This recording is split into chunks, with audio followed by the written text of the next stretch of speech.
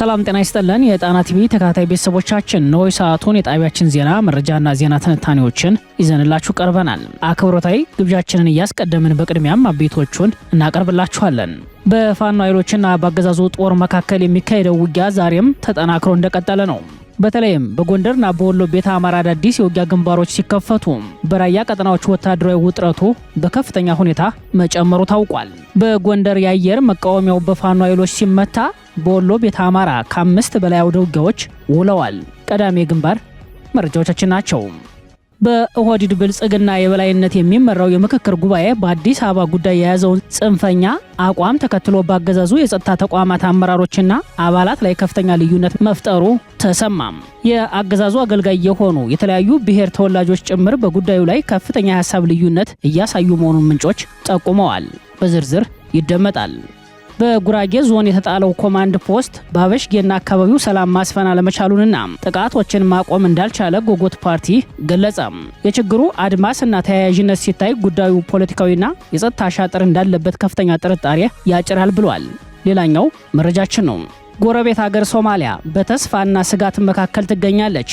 የሞቃዲሾ መንግስት ሰላም አስከባሪዎችን በራሱ ኃይል ለመተካት እንቅስቃሴ ላይ ቢሆንም የአልሸባብ ስጋት አይሏል። በሌላ በኩል የስትራቴጂክ አጋሯ ቱርክ ሰንደቅ ዓላማ በሶማሊያ መዲና ተቃጥሏል። በቅርቡ በቱርክ የድሮን ድብደባ በትንሹ 23 ሲቪሎች ሲገደሉ ከነዚህም መካከል 14ቱ ህፃናት መሆናቸው ተመላክቷል። ለሰዓቱ የመረጥንላችሁ ቀጠናዊ ዜና ትንታኔያችን ነው። እነዚህና ሌሎችን ይዘናል። አሁን ወደ ዝርዝር መረጃዎቹ እናመራለን። በቅድሚያም ሰበር መረጃ ወደምንመለከትበት የግንባር መረጃችን እናመራለን። የፋኖ ኃይሎች በአገዛዙ ጦር ላይ በፈጸሙት ማጥቃት የአየር መቃወሚያ ማውደማቸው ተሰማ። በፋኖ ኃይሎችና በአገዛዙ ጦር መካከል የሚካሄደው ውጊያ ዛሬም ተጠናክሮ እንደቀጠለ ነው። በተለይም በጎንደርና በወሎ ቤተ አማራ አዳዲስ የውጊያ ግንባሮች ሲከፈቱ በራያ ቀጠናዎች ወታደራዊ ውጥረቱ በከፍተኛ ሁኔታ መጨመሩ ታውቋል። በጎንደር ቀጠናዎች በቀጠለው ውጊያ የፋኖ ኃይሎች በብናት ድንዛዝ ቀበሌ በአይነቱ ለየት ያለ ድል አስመዝግበዋል። እንደ ፋኖ ምንጮች መረጃ ዛሬ ነሐሴ 11 ቀን ከጠዋቱ 12 ሰዓት ጀምሮ እስከ ቀኑ 8 ሰዓት በዋለው ከባድ ውጊያ ያገዛዙ የአየር መቃወሚያዎች በፋኖ ማጥቃት ወድመዋል። የጥቁር አንበሳ ክፍለ ጦር የፋኖ ኃይሎች ንጹሃን ወጣቶችንና አርሶ አደሮችን በግድ መከላከያ ትሄዳላችሁ በማለት አፍሶ ካርባያ ወደ ጎንደር አዝዞ ወታደራዊ ካምፕ አጅቦ ሲጓዝ በነበረ ያገዛዙ ጦር ላይ በከፈቱት ማጥቃት በርካታ ሰብአዊ ጉዳት መመዝገቡን ገልጸዋል። ውጊያው አድማሱን በማስፋት ከድንዛዝ እስከ ደጎላ ጭንጫዬ የተሰኘ የማዕከላዊ ጎንደር ሰፊ ቀጠና ድረስ ማካለሉን የገለጹት የፋኖ ምንጮችም በአውደ ውጊያው የተገኙ ድሎችን እንደሚከተለው ገልጸዋል። ካርባያና ማክሰኝት የመጣው ሁለት ያገዛዙ የአየር መቃወሚያ ወይንም ዙ 23 ከባድ መሳሪያ በፋኖ ኃይሎች ማጥቃት ከጥቅም ውጭ ሆኗል ያሉት የፋኖ ምንጮችም ከ40 በላይ ያገዛዙ ጦር በውጊያው ማለቁን ቁጥሩ በውል ያልታወቀ ደግሞ ጽኑ ቁስለኛ መሆኑን ገልጸዋል።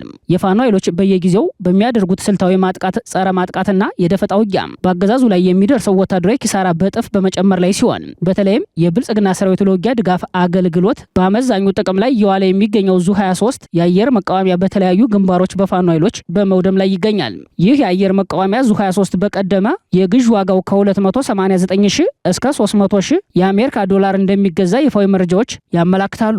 በብልጽግና ሰራዊት መካናይዝድ ጦር ላይ ተከታታይ ወታደራዊ ኪሳራዎች በመመዝገብ ላይ ሲሆን ጉዳት ከሚደርስባቸው ከባድ የጦር መሳሪያዎች መካከል አንዱና ዋነኛው የአየር መቃወሚያዎች ሆነዋል። ይህ በውጊያ ድጋፍ አገልግሎት ደረጃ ለመደበኛ ውጊያ ጥቅም ላይ የሚውል ውድ ከባድ መሳሪያ በፋኖ ኃይሎችም የላውንቸር ሞርተርና ተከታታይ የቦምብ ጥቃት ተከታታይ ውድመት እየደረሰበት ይገኛል። ከዚህ ቀደም በወሎ ቤተ አማራ የውጊያ ቀጠናዎች የደረሱ ኪሳራዎች የአውደ ውጊያ ሪከርዶች እንደሚያሳዩት መጠነ ሰፊ ናቸው። ቀደም ሲል በወሎ ቤተ አማራ 3 የአየር መቃወሚያዎች በፋኖ ኃይሎች ወድመዋል። ከዚህ ቀደም የላስታ አሳምነው ኮር ኩልመስክ ቀጠና በተከታታይ የቦምብ ጥቃት አንድ ዙ 23 ያወደሙ ሲሆን ሌላኛው ዙ 23 ደግሞ የምስራቅ አማራ ኮር 2 የፋኖ ኃይሎች ቆቦ ዙሪያ በውጊያ የማረኩት እንደሆነ ይታወሳል። በተመሳሳይ በዚሁ የወሎ ቤተ አማራ የደጋው መብረቅ ኮር ጽናት ክፍለ ጦር አንድ በስምና በማዕረግ ያልተለየ ሆኖም ከፍተኛ ወታደራዊ አመራር ከና አጃቢዎቹ ፓትሮል ላይ በሚጓዝበት ሰዓት በተከፈተ ማጥቃት ዙ 23 ከባድ መሳሪያው እንደወደመ የጣና የግንባር ዘጋቢ ቀጥታ ከግንባር መረጃውን ማድረሱ ይታወሳል።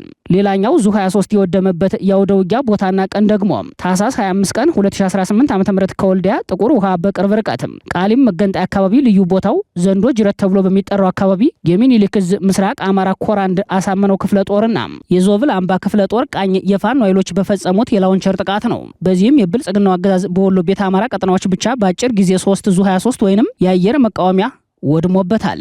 ይህም በገንዘብ ስሌት እስከ 900 ሺህ የአሜሪካ ዶላር የሚጠጋ ኪሳራ አስተናግዷል። ይህ ስሌት ዛሬ በጎንደር ቀጠና የወደሙ 2 የአየር መቃወሚያዎችን እንዲሁም በጎጃም እና ሸዋ ቀጠናዎች ከጥቅም ውጭ የሆኑ ዙ 23 ከባድ መሳሪያዎችን አይጨምርም። በሌላ መረጃ በወሎ ቤተ አማራ በወልዲያ ዙሪያ በመርጦና በመቻሬ እንዲሁም በሰሜን ወሎ ደጋማው ክፍል በስታይሽ ቀጠናዎች ከባድ አውደ ውጊያ ሲካሄድ መዋሉን የፋኖ ምንጮች ለጣና ገልጸዋል።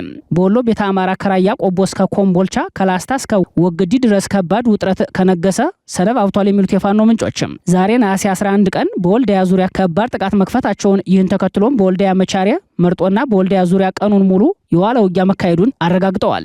ውጊያው በከባድ መሳሪያ የታገዘ እንደነበር የገለጹት የፋኖ ምንጮችም በደጋማው ክፍል በስታይሽ ከተማም አዲስ የውጊያ ግንባር መቀስቀሱን ገልጸዋል። በሚኒሊክ ዕዝ የተለያዩ አሃዶች አማካኝነት ከ5 በላይ የውጊያ ግንባሮች ሲካሄዱ መዋሉን ሰምተናል። በወሎ ቤተ አማራ ቀጠናዎች የዋሉ 5ቱም የውጊያ ግንባሮች ላይ የደረሰው ጉዳት በይፋ ያልተገለጸው አፍላ ውጊያው አሁንም እንደቀጠለ መሆኑን ተከትሎ ነው ሲሉ መረጃውን ያደረሱን የፋኖ ምንጮች ናቸው።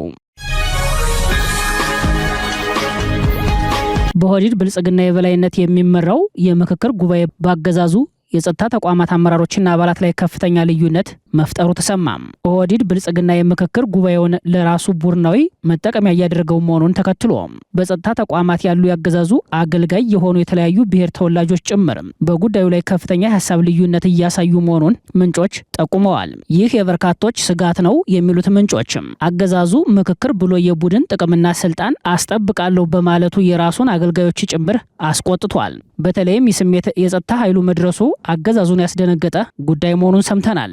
በአዲስ አበባ ጉዳይ ኦህዴድ የያዘው አቋም የጸጥታ ኃይሉን ለሁለት ሊከፍለው እንደሚችልና ያገዛዙን እድሜ ሊያሳጥረው እንደሚችል ተመላክቷል። የጉዳዩ ተከታታዮች እንደሚሉት ያገዛዙ መከላከያን ጨምሮ ሌላው የጸጥታ ኃይል አባል በሚሰጠው ስልጠና የብሔር ጉዳይ አይጎላም ብቻ ሳይሆን ብልጽግና የብሔር ፖለቲካን በሂደት ሊያስቀይር እንደሆነ ተደርጎ ይነገረዋል።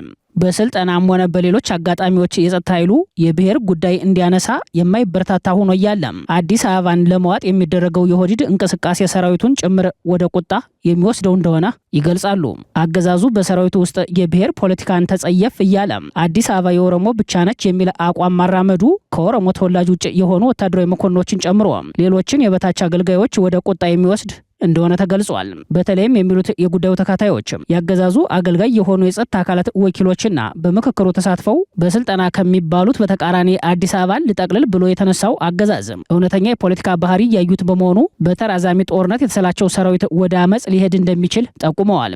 አገዛዙ አዲስ አበባ ከተማ ላይ አብዛኛውን የጸጥታ ኃይል ስብጥር በመቀየር በራሱ ሰዎች እንዲተካ ያደረገው ቢሆንም በፖለቲካ ተቀባይነት ሳይሆን በወታደራዊ የበላይነት የቀጠለ በመሆኑ በየቦታው የሚገኘው ያገዛዙ ጦርና ወታደራዊ መኮንኖች ቅሬታቸውን ወደ ወታደራዊ አመጽ ሊወስዱት እንደሚችል ነው የተገመተው። ይህ በእንዲህ እንዳለ ያገዛዙ ምርኩዝ በመሆን የአጀንዳ ማስፈጸሚያ የሆነው የሀገራዊ ምክክር ኮሚሽን የአማራ ብሔራዊ ንቅናቄ አብን የምክክር ሂደቱን በተመለከተ በቅርቡ ያወጣው መግለጫ ውድቅ በማድረግ ምላሽ መስጠቱ ታውቋል። ኮሚሽኑ ዛሬ ባወጣው ይፋዊ መግለጫ እንዳስታወቀው አብን ሂደቱ አካታችና አሳታፊ አይደለም በሚል ያንጸባረቀውን አቋም በተመለከተ ውድቅ አድርጎታል። እንዲያም ሆኖ በሂደቱ ውስጥ ያጋጠሙ ተግዳሮቶች እንደነበሩ ኮሚሽኑ አምኗል። ከኮሚሽኑም ሆነ ከተመካካሪዎች በኩል የተስተዋሉ ጉድለቶችንና ቅሬታዎችን በአግባቡ ለመፍታት ጥረት እያደረኩ ነው የሚለው ያገዛዙ ምርኩዝ የሆነው ቡድን ዛሬ የሰጠው መግለጫ ያገዛዙ አቋም እንደሆነ በይዘት ደረጃ ተመላክቷል። አብን ባለፈው ነሐሴ 9 ቀን ያወጣው መግለጫ የባዲም ብልጽግና ሰዎች ጭምር በአቋም ደረጃ የተጋሩት ነው ተብሏል። በተመሳሳይ ሁኔታ የዛሬው የምክክር ኮሚሽኑ መግለጫ ደግሞ የኦህዴድ ብልጽግና አቋምን ያንጸባረቀ መሆኑን የሚገልጹት የጉዳዩ ተካታዮች እነዚህ ሁለት መግለጫዎች በገዢው ፓርቲ ውስጥ የተፈጠረውን ክፍፍል ያሳያሉ ብለዋል። አገዛዙ ስለ ህብረ ብሔራዊ ወንድማማችነት በአደባባይ እየሰበከ በተግባር ግን ለአዲስ አበባ ህዝብ እውቅና የማይሰጠውን አግላይ ጠቅላይ ዋጭና ሰልቃጭ ፖለቲካ ለማስቀጠል እየሞከረ መሆኑን ተከትሎ የህዝብ ተቃውሞ ሲበረታ ጠንካራ ይዘት ያለው የተቃውሞ መግለጫ ያወጣው አብን ከዚህ መግለጫ ጀርባ የባዲም ብልጽግና ሰዎች እጅ አለበት የሚሉ መረጃዎች ተከታትለው በመውጣት ላይ ናቸው። በጉራጌ ዞን የተጣለው ኮማንድ ፖስት በአበሽጌና አካባቢው ሰላም ማስፈን አለመቻሉንና ጥቃቶችን ማቆም እንዳልቻለ ጎጎት ፓርቲ ገለጸም። የችግሩ አድማስና ተያያዥነት ሲታይ ጉዳዩ ፖለቲካዊና የጸጥታ አሻጥር እንዳለበት ከፍተኛ ጥርጣሬ ያጭራል ብሏል። በጉራጌ ዞን ለተከታታይ ዓመታት የተጣለው የኮማንድ ፖስት ጣልቃ ገብነት በአበሽጌ ወረዳና አካባቢው እየተፈጸሙ ያሉ ዘግናኝ ጥቃቶችን መከላከል፣ ሰላም ማስፈንና ማጽናት አለመቻሉን የጎጎት ፓርቲ ዛሬ ነሐሴ 11 ቀን ባወጣው አስቸኳይ የአቋም መግለጫው ላይ አመላክቷል። ፓርቲው በዛሬው ዕለት ባወጣው መግለጫ የኮማንድ ፖስቱ መዋቅር ሰላም ከማስከበር ይልቅ እንደ መደበኛ አሰራር ተወስዶ መቆየቱ አዋጭነቱንና አግባብነቱን ጥያቄ ውስጥ የከተተው በመሆኑ ስር ነቀል ማሻሻያ እንዲደረግበት ጠይቋል። የጎጎት ፓርቲ እየተባባሰ የመጣውን የአበሽጌ አካባቢ የጸጥታ ሁኔታ አስመልክቶ ባወጣው መግለጫ ባለፉት ጥቂት ሳምንታት በወረዳው በተፈጸሙ ተከታታይ ጥቃቶች በንጹሃን ዜጎች ላይ እጅግ ዘግናኝ ግድያ፣ እገታ፣ የአካል ጉዳት፣ የሴቶች ድፍረት እና የህፃናት መታፈን መፈጸሙን ገልጿል። እንደ ፓርቲው መግለጫ በጥቃቶቹ ሳቢያ ገበያዎች መደበኛ እንቅስቃሴያቸውን ያቆሙ ሲሆን አነስተኛ የገጠር ከተሞችም ተቀዛቅዘዋል። ተደጋጋሚ የሰዓት እላፊ መጣሉ የማህበረሰቡን የአብሮነት ጊዜያት ያስቀረ ሲሆን በመኪኖች በመንገደኞችና በሸቀጥ ትራንስፖርት ላይ የሚፈጸመው ዘረፋና እገታ ሰፊ የኢኮኖሚና የማህበራዊ እንቅስቃሴ መስተጓጎል ፈጥሯል። በአበሽጌ፣ ምስራቅ መስቃን፣ ሶዶ፣ ቆሴና ውልቂጤ አካባቢዎች የሚታዩ ተከታታይ የጸጥታ ችግሮች በአጋጣሚ የተፈጠሩ አለመሆናቸውን የጠቆመው መግለጫው የችግሩ አድማስና ተያያዥነት ሲታይ ጉዳዩ ፖለቲካዊና የጸጥታ አሻጥር እንዳለበት ከፍተኛ ጥርጣሬ ያጭራል ብሏል። በተለይም በአበሽጌና ሶዶ አካባቢ የሚፈጸሙት ጥቃቶች ከወሰን ጥያቄዎች ጋር ግንኙነት የሌላቸውና አካባቢውን በስጋት ውስጥ በማቆየት ከህገወጥ የንግድና የጦር መሳሪያ ዝውውር ማትረፍ በሚፈልጉ አካላት የሚደረጉ የሽብር ተግባራት እንደሆኑ አመላክተዋል። ፓርቲው አክሎም የወረዳው የዞኑም ሆነ የክልሉ መንግስታት ችግሩን ከስሩ ለመፍታት ተጎጂዎችን ለማቋቋም ለህዝቡ ግልጽ መረጃ ለመስጠት ወይም ህዝባዊ ሰልፎችን ለማስተናገድ ፈቃደኛ ለመሆናቸውን ተችቷል። ፓርቲው በመግለጫው ባስተላለፈው ጥሪ ህዝቡን ከጥቃት የመጠበቅ ኃላፊነታቸውን ባልተወጡ የፖለቲካ የደህንነት እና የጸጥታ አመራሮች ላይ ተጠያቂነት እንዲረጋገጥ ጠይቋል። በንጹሃንና በጸጥታ ኃይሎች ላይ የሚፈጸሙ ጥቃቶችን ፓርቲው ያወገዘ ሲሆን በቅርቡ በቁጥጥር ስር በዋሉ ተጠርጣሪዎች ላይ የጸጥታ ኃይሎች በወሰዱት እርምጃ ላይ በገለልተኛ አካል ማጣራት እንዲደረግና የቀጣይ እርምጃዎች ጥብቅ ህግን የተከተሉ እንዲሆኑ ጥሪውን አቅርቧል። ከሰሞኑ በጉራጌ ዞን አበሽጌ ወረዳ ባገዛዙ ወታደሮች ተመስገኝታቸው ይታገሱ አሰግደውና ግዛው ግርማዬ የተባሉ 3 የአማራ ተወላጅ ከተሳፈሩበት የህዝብ ማጓጓዣ መኪና ላይ ፋኖ ናችሁ በሚል ወንጀላ ተገደው እንዲወርዱ ከተደረገ በኋላ በግፍ መገደላቸው ይታወሳል። ይህ ግድያ በብዙዎች ዘንድ ቁጣና ተቃውሞ ማስከተሉን ተከትሎ የተደናገጠው አገዛዙ የሟች ቤተሰቦችን በማስፈራራት እንዲያስተባብሉ እያስገደደ መሆኑን መዘገባችን አይዘነጋም። የብልጽግናው አለቃ አብይ አህመድ በአማራ ህዝብ ላይ ጦርነት ካወጁ ወዲህ ባደረጉት አንድ የመድረክ ንግግራቸው ላይ የኢህአፓና የደርግ የግድያ ታሪኮችን በማንሳት የኛ ከነሱ ይከፋል ሲሉ ስርዓታቸው የበለጠ ገዳይ እንደሆነ ምልከታ መስጠታቸው ይታወሳል። ሰው መግደል ኢህአፓ ሞከረው እኮ ደርግ ላይ አልሰራም። የኛ ግን ይብሳል።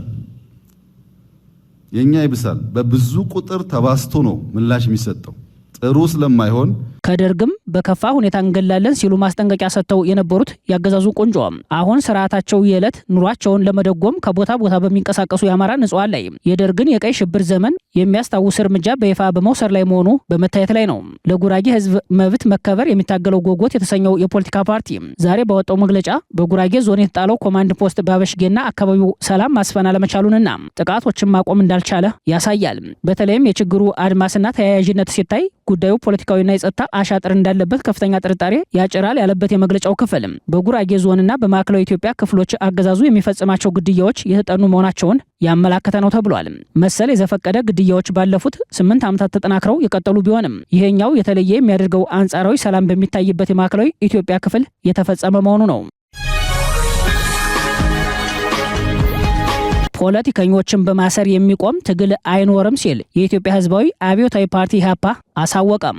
ፓርቲው ዛሬ ነሐሴ 11 ቀን ባወጣው አስቸኳይ መግለጫው እንዳስታወቀው አዲስ አበባ ውስጥ የታሰሩት የኢህአፓ ማዕከላዊ ኮሚቴ አባልና የፓርቲው የህዝብ ግንኙነት ኃላፊ ይስሐቅ ወልዳይ፣ የኢህአፓ አባል አበባ ካሉ እንዲሁም ጠበቃ አበራ ንጉስ ሐምሌ 27 ቀን 2018 ዓ.ም መታሰር ቀጣዩን ትግል እንደማያቆም አረጋግጧል። ፍርድ ቤቱ በዛሬው ዕለት መርማሪ ፖሊስ ያቀረበውን ጥያቄ በመቀበል ተጨማሪ 10 የምርመራ ቀናትን መፍቀዱን የገለጸው ፓርቲው ፖለቲከኞቹ ህገ መንግስታዊ መብታቸውን ተጠቅመው ሐሳባቸውን በመግለጻቸው እንዲሁም ጠበቃው ሙያዊ ተግባሮቹን በማከናወኑ ፈጽሞ ሊታሰሩ አይገባም ብሏል። ኢትዮጵያውያንን ተደራጅተው በህጋዊ መንገድ የፖለቲካ እንቅስቃሴ እያደረጉ ያሉትንም ጭምርም በማስፈራራት በማፈንና በማሰር ትግልን ማስቆምም ሆነ መላው ህዝብ የሚፈልገውን ለውጥ ማስቀረትም በጭራሽ የሚቻል አይደለም ያለው ኢህአፓ ፓርቲው በህጋዊ መንገድ ተመዝግቦ በሰላማዊ መንገድ የፖለቲካ ትግሉን የሚያካሂድም ለሁሉም ዜጎች ለጭቁኖችና ግፏን ጭምር ሁሌም ሲፋለም የኖረ በመሆኑ በአባላቱ ላይ የሚፈጸም ግፍና በደልን የማይታገስ መሆኑ ሊታወቅ ይገባል ብሏል። ያገዛዙ ባለስልጣናት ህግን ከማክበርና ማስከበር ይልቅም ዜጎችን ረግጦና ጨፍልቆ ለመግዛት እንዲችሉ ሲስማማቸው ብቻ ህገ መንግስቱን በመሳሪያነት ለመጠቀም ይታትራሉ ሲል የሚቀጥለው የኢህአፓ መግለጫ የህዝብ ድምጽ በመሆን የዜጎች መብቶች የሚከበሩባት የህግ የበላይነት የሚሰፍንባትም የሀገር ሉዓላዊነትና በዜጎች እኩልነት ላይ የተመሰረተ አንድነትን የሚሆንባትን ዲሞክራሲያዊት ኢትዮጵያንም ለመመስረት ፓርቲው ትግሉን አጠናክሮ እንደሚቀጥል አሳውቋል። ይህ የኢህአፓ አቋም የማይዋጥላቸው የብልጽግና ባለስልጣናት በፓርቲያችን ላይ ልዩ ትኩረት በማድረግ ጠንካራ የአመራር መሪዎችንና አባላትን ማስፈራራት፣ ማዋከብ፣ ከፍተኛ ክትትል ማድረግና ማሰር በተደጋጋሚ እየታዩ ያሉ ክስተቶች ናቸው። በአመራሮቻችን ላይ አሁንም ክትትሉ ማስፈራራቱ እንደቀጠለ ነው ሲል አሳውቋል። በመጨረሻም ጓድ ይስሐቅ ወልዳይ፣ ጓድ አበባ ካሉና ጠበቃ አበራ ንጉስ የታሰሩት ያለምንም ጥፋትና ወንጀል ስለሆነ ሁሉም በአስቸኳይ እንዲፈቱ አጠንክረን እናሳስባለን። በሌሎችም የኢህአፓ መሪዎችና አባላት ላይ የሚደረገው ማስፈራራትና ዛቻና ክትትል በአስቸኳይ እንዲቆም እንጠይቃለን ብሏል። የሰላማዊ ትግል በሮችን ሁሉ ለመዝጋትና ወደ ሌላ መንገድ ለመገፍተር አትጣደፉ ሲል ያስጠነቀቀው ኢህአፓ የአፈና አገዛዝና እስራት፣ ሰቆቃና ግድያዎች ያብቁ ሲል መግለጫውን ደምድሟል። በአገዛዙ የደህንነት ግብረ ኃይል የታፈኑት ፖለቲከኞቹ ፖሊስ በሽብር ወንጀል እንደሚጠረጥራቸው ለፍርድ ቤት መግለጹ ይታወሳል። በዛሬው ዕለት ፍርድ ቤት ቀርበው ፖሊስ ተጠርጣሪዎቹ ከጽምዶ ጋር ካላቸው ግንኙነት በተጨማሪ በዘይሴ ብሔረሰብ ውስጥ ታጣቂ ኃይሎችን ሲያደራጁ እንደነበር በማስረጃ አረጋግጫለሁ ሲል መወንጀሉን ከችሎቱ ታዳሚዎች ሰምተናል። የኢህአፓ አመራሮች በዚሁ እስር ጉዳይ ከዚህ ቀደም በሰጡት ማብራሪያ የሰላም በሮች ሁሉ ሲዘጉ የትጥቅ ትግል አማራጭ በሮች ይከፈታሉ ማለታቸው ይታወሳል። በአሁኑ ሰዓትም ጫካዎች ሁሉ በታጣቂዎች መጥለቅለቃቸው ካገዛዙ የአፈና ባህሪ ጋር በተያያዘ እንደሆነ በርካታ የፓርቲ ፖለቲካ አመራሮች ጭምር የሚያምኑበት እውነታ ሆኗል። የሶማሊያው ፕሬዝዳንት ሐሰን ሼህ መሐመድ ከዚህ በኋላ የውጭ ጦር ድጋፍ አያስፈልገንም አሉ። በሌላ በኩል የሞቃዲሾ አጋር የሆነችው ቱርክ ባንዲራ በዛው በሶማሊያ ምድር መቃጠሉ አነጋጋሪ ሆኗል። የኢትዮጵያን ሰላም አስከባሪ ጦር ጨምሮ በርካታ የተለያዩ አፍሪካ ሀገራት የሰላም አስከባሪ ጦርን ለዓመታት ያስተናገደችው ሶማሊያ ከዚህ በኋላ የውጭ ሀገር ጦር ድጋፍ እንደማያስፈልጋት በፕሬዝዳንቷ በኩል ተነገረ። የሀገሪቱ ፕሬዝዳንት ሐሰን ሼህ መሐመድ ከዚህ በኋላ የውጭ ጦር ድጋፍ አያስፈልገንም፣ እቅፍ አበባ እያበረከትን እንሸኛቸዋለን ማለታቸውን ሸበሌ ሚዲያ ኔትወርክ ዘግቧል። እንደ ዘገባው ፕሬዝዳንቱ የሶማሊያን ሰላም በማስከበሩ በኩል እኛው እንበቃለን ብለዋል። አገሪቱን አንድ አድርገው በቅጡ ማስተዳደር ያልቻሉት ፕሬዝዳንት ሐሰን ሼህ መሐመድ ከምን ተነስተው ይህን እንዳሉ ግን ለጊዜው ግልጽ የሆነ ነገር የለም። ሶማሊያ በአሁኑ ወቅት በስልጣን ሽኩቻ የምትታመስ ሀገር ከመሆኗም በላይ አልሸባብን የመሳሰሉ ዓለም አቀፍ አሸባሪዎች ይገኙባታል። የአልሸባብ መጠናከር ከሶማሊያ አልፎ ለአፍሪካ ቀንድ ተጨባጭ ስጋት ቢሆንም አገሪቱ በአሁኑ ሰዓት የሰላም አስከባሪ ተልኮን እየቀነሰች ትገኛለች።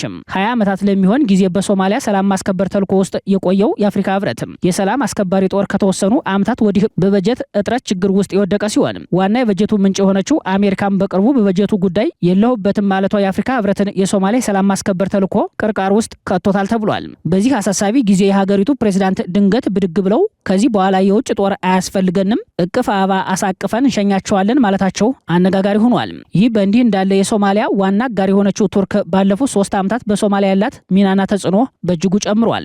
የሶማሊያን የባህር ድንበር በጦር መርከቦች ስምሪት ስታስከብር የሞቃዲሾ መንግስት እንዳይወድቅም ከ3000 በላይ ወታደሮቿን በመዲናዋ አስፈራለች። በሀገር ውስጥ ተቃውሞዎች ጭምር የአንካራ ትጥቆች በሞቃዲሾ አደባባዮች ላይ ጥቅም ላይ ሲውል ታይቷል። የኤፍ-16 የጦር ጀት በሞቃዲሾ ተቃዋሚዎችን ለመበተን መሰማራቱ ይታወሳል። ቱርክ የሶማሊያን ጦር ማሰልጠኗንም ቀጥላለች። ይህንን ስታደርግ ግን በምላሹ በሶማሊያ የባህር ጠረፍ ነዳጅ የማውጣት የብቸኝነት መብት የተጎናጸፈች ሲሆን ሚሳኤል የሚተኮስበት የስፔስ ፖርት ስፍራ ጭምር ተሰጥቷታል። በዚህ መልክ የሰፋው የቱርክ ተጽዕኖ ግን በሶማሊያ ህዝብ ዘንድ ቅሬታን መፍጠሩ አልቀረም። ከሰሞኑ የሶማሊያ መንግስት አጋር የሆነችው ቱርክ ባንዲራ በአደባባይ ተቃጥሏል። በሶማሊያ ማህበራዊ ሚዲያዎች በስፋት የተጋራው ቪዲዮ ሶማሊያውያን ተቃዋሚዎች የቱርክን ባንዲራ ሲያቃጥሉ ያሳያል። ክስተቱ በደቡብ ምዕራብ ሶማሊያ ግዛት በሚገኝ ገጠራማ አካባቢ የተፈጸመ ሲሆን ማህበረሰቡ የቱርክ ድሮኖችና የጦር ጀቶች ዘመቻ ያስከተለውን የሲቪሎችን ሞት ለመቃወም ያደረገው ነው። የደቡብ ምዕራብ ሶማሊያ ግዛት ነዋሪዎች የግዛቱን ሰንደቅ ዓላማ በመያዝ የቱርክን የቱርክን ባንዲራ ሲያቃጥሉ የታዩ ሲሆን መፎክሮችንና ባነሮችን የያዙት ተቃዋሚዎች ቱርክ ህጻናትን ገላለች ሲሉ በምሬት ተቃውሟቸውን አሰምተዋል። የሶማሊያ ምክር ቤት አባልም ይህንን ተቃውሞ አስተጋብተዋል። ሴናተር አብዲ እስማኤል ሳማታር የቱርክን የሶማሊያ እንቅስቃሴ ዘመናዊ ቀኝ ገዥነት ሲሉ ሰይመውታል። የቱርክ መርከቦች የሶማሊያን ነዳጅ ለማውጣት ስላደረጉት ስምምነት በማንሳት እስካሁን ለህዝብ ይፋ ያልሆነው ይህ ስምምነት አንካራ በሶማሊያ የምትፈጽመው የባህር ሀብት ዘረፋ ነው ሲሉ ከሰዋል። የሶማሊያው ፕሬዝዳንት በሌላቸው ስልጣን ሶማሊያን ለአንካራ ሽጠዋታል በማለትም ተቃውሞውን ደግፈዋል። በደቡብ ምዕራብ ሶማሊያ ግዛት ከማርች ወር ወዲህ የፌዴራል ኃይሎች የግዛቱን ፕሬዝዳንት ለማውረድ ዘመቻ ማድረጋቸውና ይህም ዘመቻ በቱርክ አየር ኃይል ድብደባ የታገዘ መሆኑ ለቁጣው መንስኤ ሆኗል። በቱርክ የሰለጠኑ የሶማሊያ ልዩ ኃይሎች የግዛቱን ፕሬዝዳንት አብዲ አዚዝ ላፍታጋሪን በጦር ዘመቻ ከስልጣን አስወግደዋል። በዚህ ዘመቻ በባይዶዋ አቅራቢያ የቱርክ ድሮኖች ድብደባ የፈጸሙ ሲሆን በዚህም የሲቪሎች ህይወት አልፏል። በግዛቱ አሁንም የቀድሞው ፕሬዝዳንት ታማኝ ኃይሎች የሽምቅ ውጊያቸውን ቀጥለዋል። አሁን ላይ የቱርክ ባንዲራ በተቃውሞ እንዲቃጠል ያደረገው በቅርቡ በቱርክ የድሮን ድብደባ በትንሹ 23 ሲቪሎች ሲገደሉ ከነዚህም መካከል 14ቱ ህጻናት መሆናቸው ነው። በርካቶች ያለቁበት ይህ ድብደባ በታችኛው ሸበሌ ባግሃዳድ በሚባል ስፍራ የተፈጸመ ሲሆን ዓለም አቀፍ የሰብአዊ መብት ተከራካሪ ድርጅት አምኒስቲ ኢንተርናሽናል ድብደባውን በመቃወም መግለጫ አውጥቷል። ተቃውሞው እና የባንዲራ ማቃጠሉ ቱርክን በተመለከተ በሶማሊያ ውስጥ እየጨመረ የመጣውን ህዝባዊ ቁጣ ያሳያል። ክቡራትና ክቡራን ቤተሰቦቻችን ለሰዓቱ የሰናዱት መረጃዎቻችን የተከታተላችኋቸውን ይመስሉ ነበር። አብራችሁን ስለቆያችሁ ልባዊ ምስጋናችን ይድረሳችሁ። ያን የጣና ቲቪ ወቅታዊ ዜናዎች፣ ትንታኔዎችና ልዩ ልዩ ፕሮግራሞች እንደርሷችሁ ቻናላችን ሰብስክራይብ በማድረግ ቤተሰብ ይሁኑ። በተሳትፎ ሚዲያውን እንዲያጠናክሩ ጥሪያችንን እናቀርባለን። ጣና ቲቪ ከሀቅ ጋር